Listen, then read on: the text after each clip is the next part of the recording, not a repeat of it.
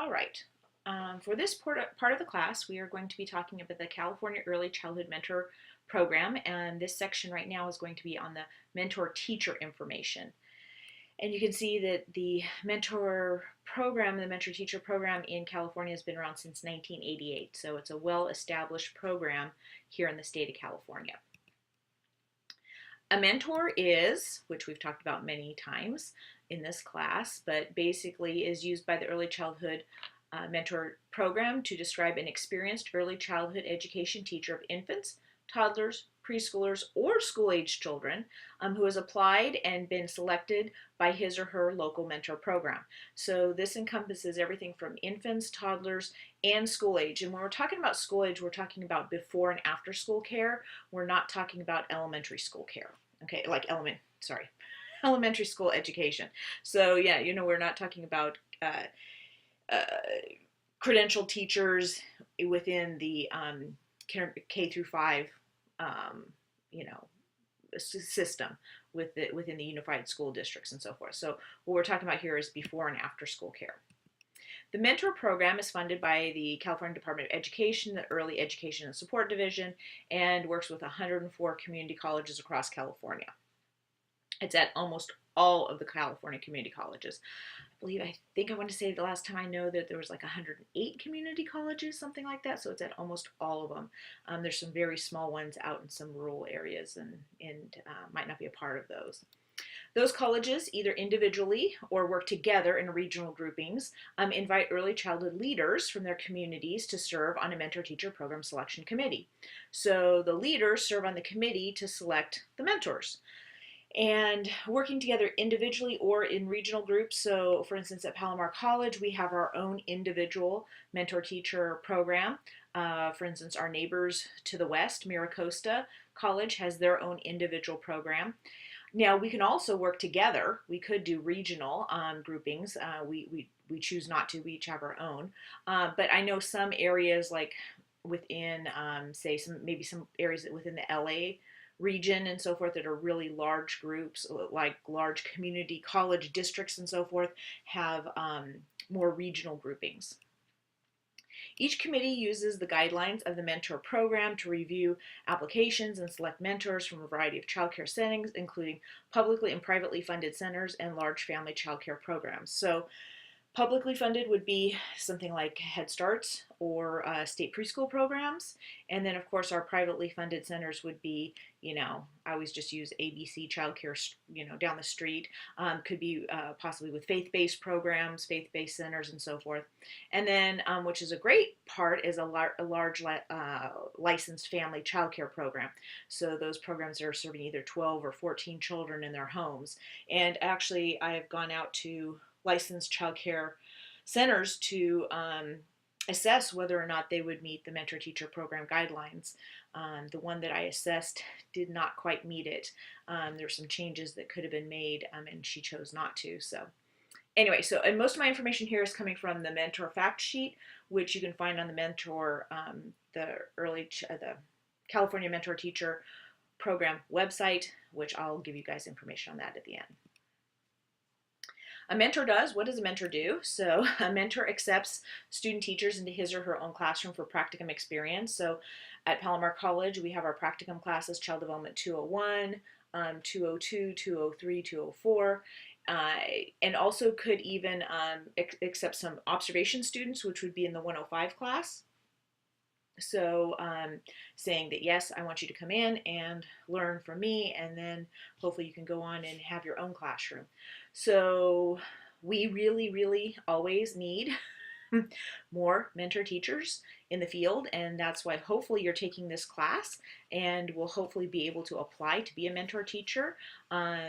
There's a lot of benefits for you, which we're going to find out about here in a few minutes. And I'll be pushing that for you to apply for this mentor teacher program more and more each and every week.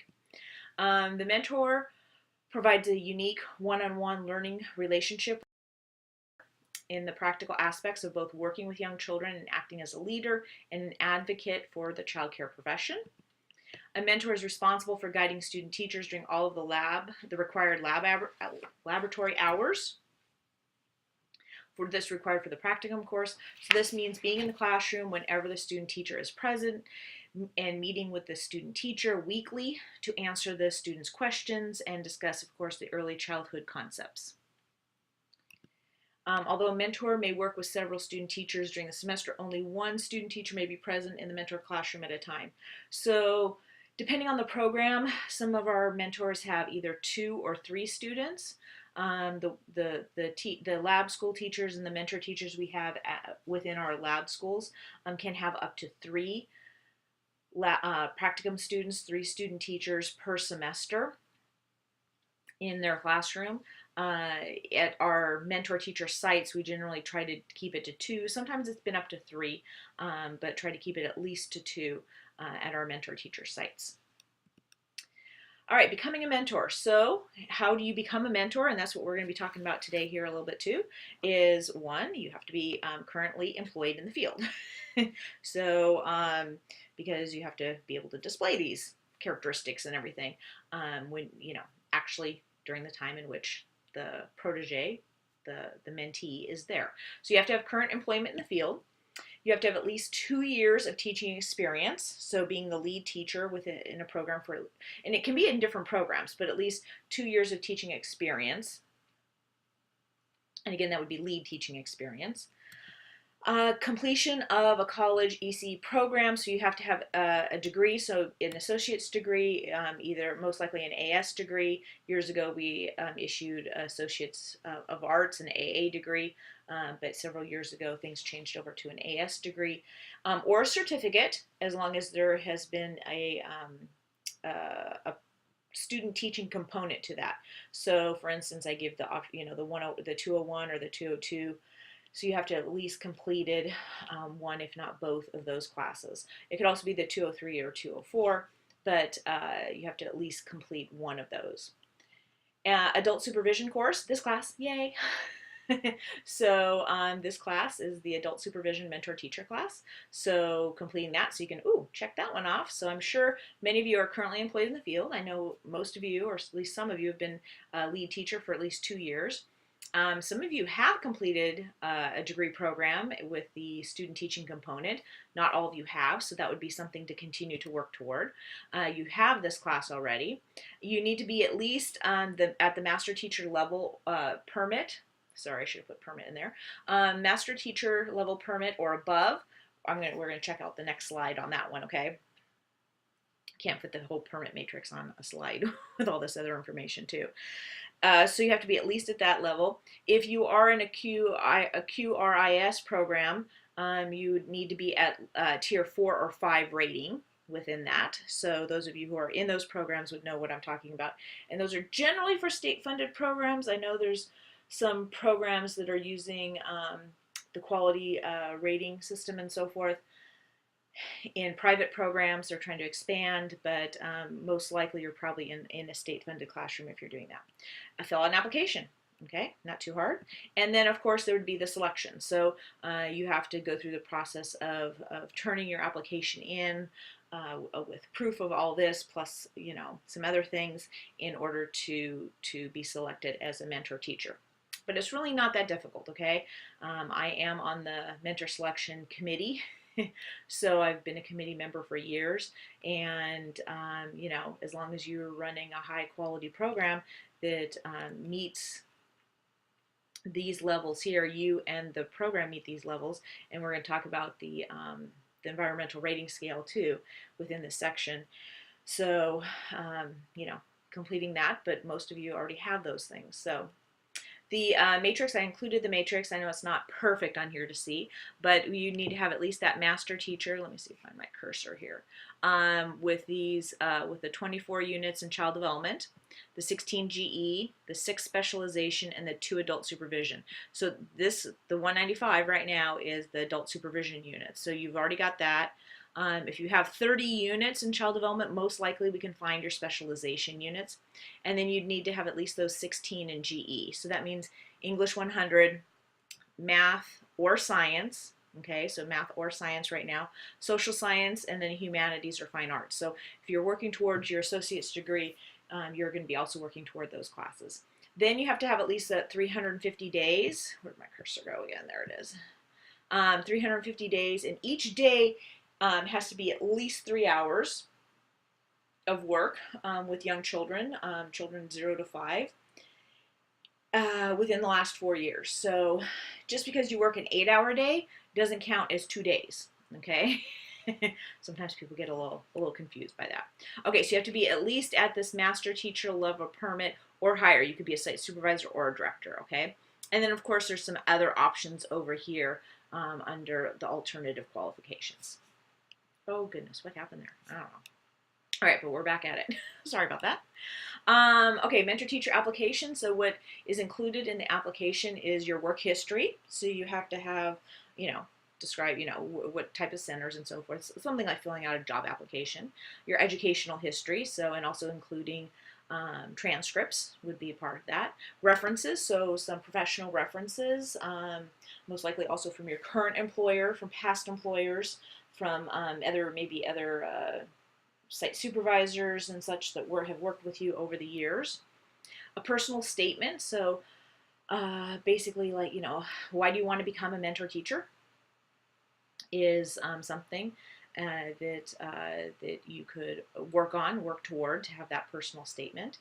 A supervisor's agreement to participate, so with the supervisor, sorry, I was grabbing something. I grabbed a note. Hold on, let me grab. I need to make myself a note. Sorry. Okay. It reminded me about that personal statement. Something reminded me about there, so I wanted to make a quick note on that. For something else in the class. Sorry. Supervisor's agreement to participate. So your supervisor has to agree, yes, that student teachers, practicum students can come into your classroom and to gain, guidance from you, and that it's okay for them to be there. Liability issues, all those other things come into play with some sites. I know we've had a couple different ones with school districts, with Boys and Girls Club, before after school care programs with YMCA. So we've had quite a few different types of programs that everybody has agreed to. So it's not that difficult to do. A QRIS rating if applicable. So if you have one of those, then you can use it. And then the appropriate environmental rating scale, the ERS. I just like the environmental rating scale.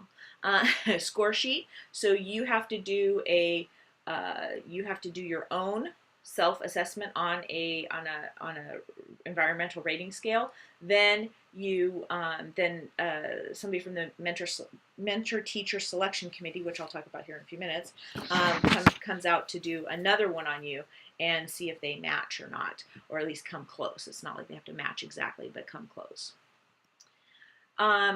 So support for mentors, stipend support. So guess what? If you become a mentor, you get a stipend, and that stipend is money. And that money tends to be, can be quite a bit. Depends on how many student teachers you have. So you get stipends for having practicum students in your class. You can also get stipends for post-practicum, meaning they've finished the class and so forth, but you could still keep in touch with them and still mentor them and get some additional money from that. Individual student mentoring contract. So maybe it's somebody who's not a practicum student, but needs that individual mentoring. So that can be another option. Mentoring record, so keeping track of everything. If you're part of the birth to 3, within the mentoring, another mentor record there for you to within family, child care, and so forth. It can also be virtual mentoring. So some people mentor online, Skyping and so forth, back and forth. It's not that, we've talked about it a little bit in the class before, but it's one of those options that can be really beneficial to programs that might be in very remote areas within the state. And then, of course, you could also help provide some in-service training. Okay, so we'll get into how much all these things can pay at different levels and different points in time. So, yeah, so we'll get into that here in just a second. Selection. So, being a classroom mentor, there's a screening process for that. There's a site review. So if there's NAYC accreditation, then the site review is not as whatchamacallit, is not you don't we don't need to come back out to see the NAYC accredited. So if you have accreditation at your site already, that's a huge benefit for you to become a mentor teacher. If your site is not accredited, then you have to do the environmental rating scale self-study, and then somebody, a committee member, at least one, usually we have 2 committee members come out to also complete an environmental rating scale. And then there's an assessment conference. So for instance, so we get together, discuss it, and the mentor teacher selection committee, and and then we also conference with you as being the mentor teacher, and make sure that everything is matching and everything is in place, and you're ready to become a mentor. Recommendations, so either there's certification, so you actually say yes, we say yes, you can become a mentor, yay, that's what we want, so I'm clapping, because we need more mentors, or sometimes there might be some developmental goals for applicants and or programs. So I know we had one mentor teacher who applied to the program, and she shares a classroom with another teacher, and so there was, on the day that one of the selection committee members came out, not both because they came out on 2 different days, but the day that one of the selection committee members came out, the classroom was in transition, and the other teacher was responsible for putting some things out on the shelf, and she didn't complete her job with that. So the person who was applying for the mentor teacher, but to become a mentor teacher was, it wasn't approved. But then we went back, and she explained what had happened and took pictures immediately that day of like, hey, look, this is my classroom. And so anyway, so we were able to grant her the certification after some additional discussion. And then, of course, provide some in-service training. So anytime we can get some extra in-service training, that's always a positive. Mentor teachers also, there we go. Mentor teachers also attend seminars. So there's a mentor seminar where all the mentors get together and talk. And it's not, remember we're going through the book. So, it's not one of those times to, just complain and, oh, this happened or that happened. It's, to bring about, okay, what are some of the, maybe there could be some struggles, but what are some of those things that are working in your program, and getting, we've had some mentor teachers that have been in the program for probably 8 or 10 years, 12 years, something like that. So, they have a lot more information to share with somebody who might be new to the mentor program. These are required. I know within Palomar we don't have them too often, so it's not overload for you or anything like that. Meets regularly, I want to say maybe once a semester, and maybe a couple times a semester. It could be monthly, but we tend not to do monthly. Mentor teacher coordinator or field trainer. So with the mentor teacher coordinator, so the coordinator for Palomar College, or it could be a field trainer that comes in to do the seminar. It's highly encouraged that mentor teachers actually become facilitators when possible.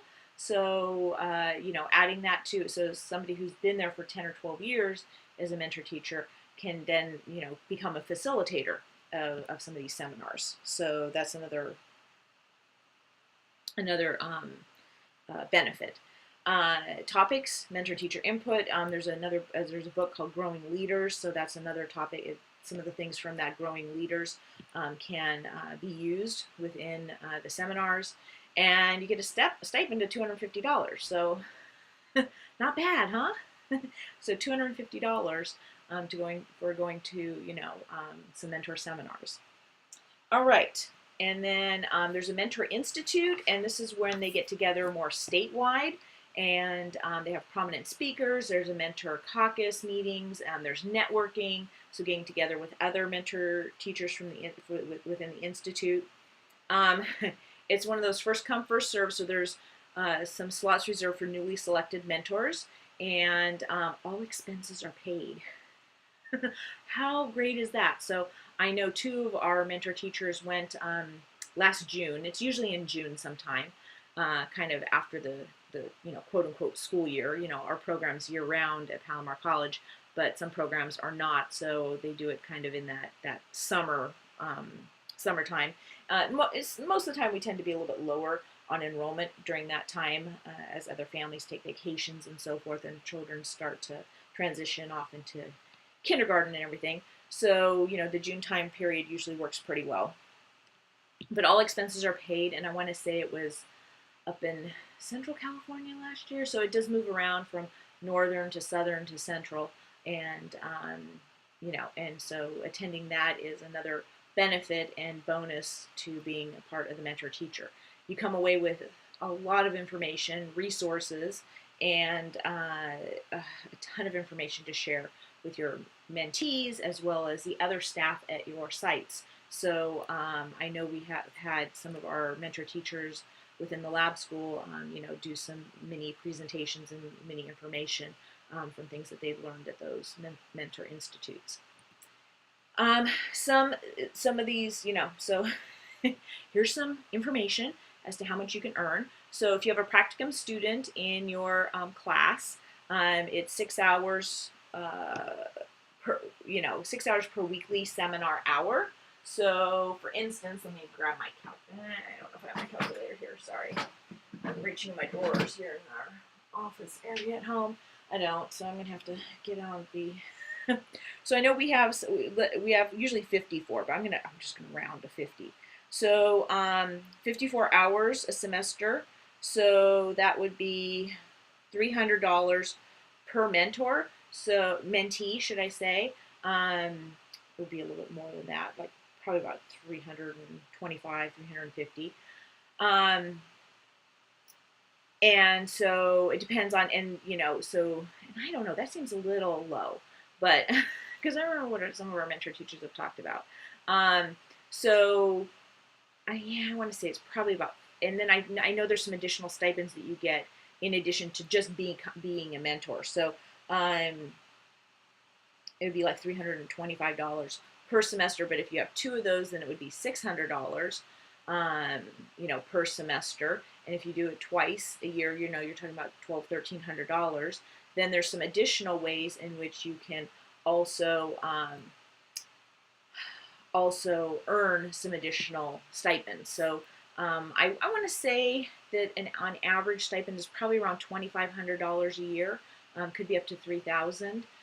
But somewhere in there. It depends on how much you put into it and how many mentees you have in the program. All right, so what are some of the rewards? I think some of my bullets came out wrong on this one, and I couldn't change it. The mentor receives stipend for each student placed in his or her classroom. The stipend amount depends on the number of hours a student teacher spends in the classroom, as required by their practicum course. Mentors receive stipends for supporting EC students in successfully completing their full course of study, regardless of course or subject, in addition to receiving stipends for working with students. That's what I'm saying. So there's some additional stipends there as well. Mentors earn stipends mentoring teachers who have completed practicum courses in selected settings. Mentors are also supported for their professional development activities through the mentor in-service training component. And mentors from all placement sites meet once a month in the seminar format. Like I said, we generally tend not to meet once a month, but can meet up to once a month. And those mentor seminars are combined informal discussion and peer support with more formalized training in supervision strategies, leadership, and advocacy skills. Advocacy skills. And I might be sneezing here, sorry. Hopefully not. Mentors receive a stipend for participation also in in-service training. So lots of different rewards out there, so lots of different opportunities to earn stipends for the work that you're doing. So you're not doing it for free. All right, and then these are just some of the references. It came from the PowerPoint from the Mentor Teacher Program Orientation Information Webinar, and then also from a Mentor Teacher Fact Sheet. And within the class, we'll be going to that website, so you'll be able to see where that other information is. Okay. All right. Oh, nuts. I think I missed a slide. But I don't think it's going to be the end of the world. I did miss a slide. And there's no way for me to put it back in here right now. So it was after the rewards. There was supposed to be another one. How does my program benefit from the role as a mentor? So let me just go back. Let me just go up to the slide here just so we have something up here. Um, and I don't know what happened to that slide. I had changed things around a little bit before I did this, but I thought all my slides were there, so I don't know what happened to that slide. But how's my program benefit from the being a mentor? So if you're out in the community, for instance, we have a mentor teacher in a faith-based program. So how does her program benefit from it? So as a mentor, you're provided with incentives that can increase not only your tenure at the work site, but also the tenure of others by providing training options for staff at their work site. So again, you can provide some of that in-service training to your coworkers. In addition, you provide prestige to your childcare setting as a placement site for your local community college or ROP training programs. Such recognition can be included in parents' nights. So, like if you have like a back to school night or an open house or something like that, the mentor teacher could be recognized as, thank you for serving our community, thank you for serving our students within the college and so forth. So, for instance, maybe the professor, the mentor teacher coordinator could be going out to those programs to show the gratitude in for you to be a mentor teacher. And your program director may also use you as use your professional efforts as a mentor to promote your program and model in the community as a model in the community. So sometimes I know mentor teachers go out and promote their programs and so forth. And also allowing you to become a mentor, your director also gains a higher priority if she or he wishes to apply to become a director mentor. So directors can also be mentors. I will so mentor directors, and we're going to talk about that in another slideshow, another PowerPoint. Okay, so sorry about that. I missed that one last slide. It's my fault. It will be in your notes though. I'll make sure that it is on your notes pages, and also in a PDF of this slideshow. So sorry about that, my fault. All right, thank you so much, and have a good rest of your day.